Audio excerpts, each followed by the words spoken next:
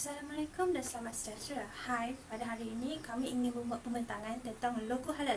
Mengapa perlu? Logo halal bukanlah sesuatu yang unik di kalangan rakyat Malaysia, terutama sekali yang beragama Islam. Logo halal yang mendapat kelulusan atau pengiktirafan JAKIM memberi keyakinan kepada rakyat Malaysia yang beragama Islam untuk memakan atau menggunakan produk tersebut, kerana ini menunjukkan yang logo yang produk itu mematuhi syariat Islam. Boleh dikenalpasti dengan beberapa ciri seperti bintang berbucu 8 di tengah-tengah bulatan, perkataan Arab halal di tengah bintang, diikuti dengan tulisan Rumi halal. Logo halal ini dikeluarkan oleh JAKIM. Namun begitu, terdapat juga beberapa logo halal daripada luar negara yang diiktiraf oleh JAKIM, seperti yang awak boleh lihat di skrin sekarang. Seterusnya, saya ingin memberikan sedikit latar belakang tentang logo halal. Logo halal telah ada di Malaysia pada tahun 1994 sehingga kini. Logo halal yang mula-mula dikeluarkan pada tahun 1994 hingga 1998 daripada bahis yang telah dinaik taraf kepada JAKIM. Penggunaan logo ini pada ketika itu kebanyakannya palsu.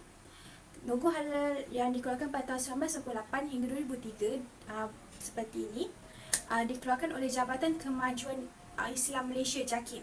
Tiada lagi logo halal seperti ini pada masa ini. Ini ialah logo halal yang telah dinaik taraf dan masih digunakan sekarang. Logo halal seragam kebangsaan diperkenalkan melalui Januari 2003 bagi menggantikan logo halal yang sebelum ini.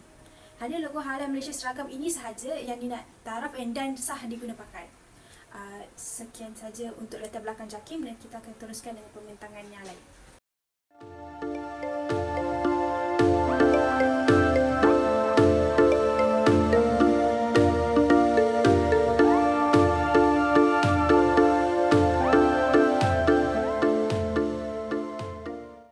Berbagai pandangan diambil kira apabila ianya berkaitan dengan logo halal. Angela Ho Swatfong merupakan seorang pengguna yang bukan Islam.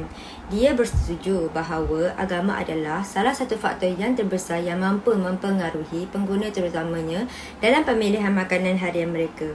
Walaupun sudah diiktirafkan halal, namun masih terdapat segelintir pengusaha bertindak mengaburi pelanggan Muslim dengan menggunakan produk yang nyata haram tetapi berselindung di sebalik sijil halal yang telah diperoleh. Selain itu, Faryal Salman dan Kamran Siddiq, seorang kajian peneroka, pula berpendapat sebaliknya dengan mendapati bahawa agama semata-mata tidak berupaya mempengaruhi sikap dan pandangan individu.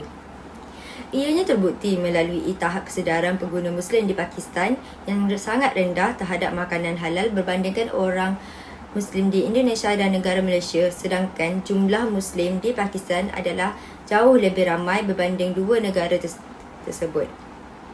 Dari perspektif pengusaha industri kecil dan sederhana (IKS) pula, mereka tidak berpuas hati dengan pengurusan pihak JAKIM, terutamanya dalam proses permohonan sijil pengesahan halal SPH. Mereka mendakwa bahawa proses tersebut rumit dan memenatkan dan terlalu ketat di samping perkhidmatan yang tidak mesra. Reaksi mengenai isu pilihan ini. Terdapat pelbagai reaksi dan pandangan yang telah kami dapati di dalam dapatan kami mengenai isu ini. Antaranya ialah telah wujudnya teori yang dipanggil sebagai Theory of Planned Behaviour ataupun TPB yang dicipta oleh Sheikh Shah Alam dan juga Nazura Muhammad bagi menguji pandangan dan sikap pengguna Malaysia terhadap makanan halal.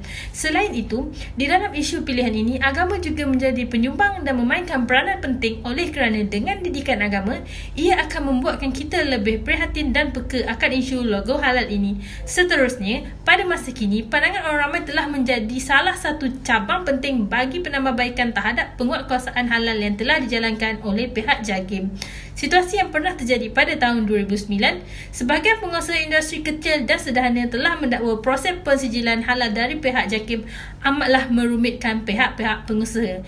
Oleh hal yang demikian, setelah menerima pelbagai aduan, JAKIM telah menaikkan taraf sistem mereka agar dapat membantu pengusaha-pengusaha mendapatkan logo halal bagi tujuan memudahkan perniagaan yang sedang mereka jalankan.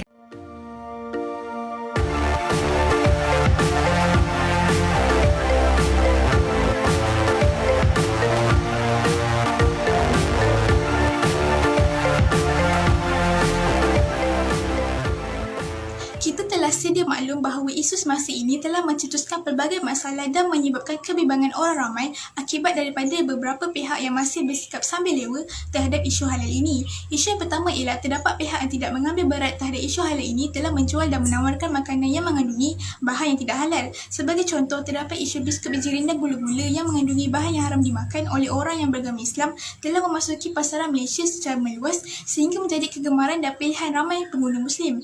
Hal ini demikian kerana pasaran makanan halal bukan sahaja menarik minat kepada negara yang majoritinya adalah Muslim, bahkan negara bukan Muslim juga berminat terhadap makanan halal. Maka ia menyebabkan import dan ekspor antara negara secara global.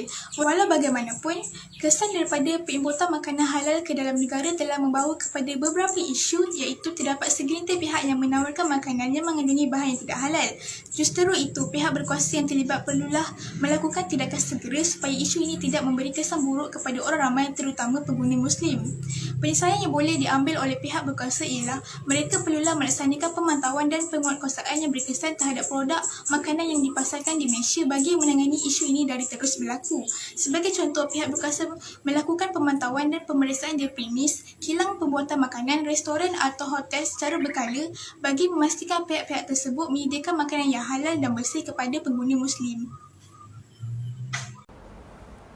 Seterusnya, isu kedua ialah memudahkan pembeli membezakan produk Muslim dengan orang bukan Muslim. Hal ini kerana pihak JAKIM masih belum melakukan sebarang penyelesaian bagi membezakan produk Muslim dengan orang bukan Muslim.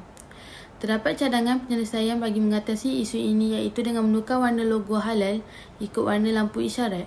Contohnya, logo warna hijau untuk syarikat milik orang Islam 100%, logo warna kuning untuk syarikat milik kerjasama orang Islam dengan orang bukan Islam, dan logo warna merah syarikat milik orang bukan Islam 100%. Isu yang ketiga pula ialah berkaitan dengan produk Muslim yang tidak mempunyai status halal daripada pihak JAKIM. Hal ini demikian kerana banyak produk orang Muslim di pasaran yang tidak mempunyai status halal dan menyebabkan keraguan kepada pembeli.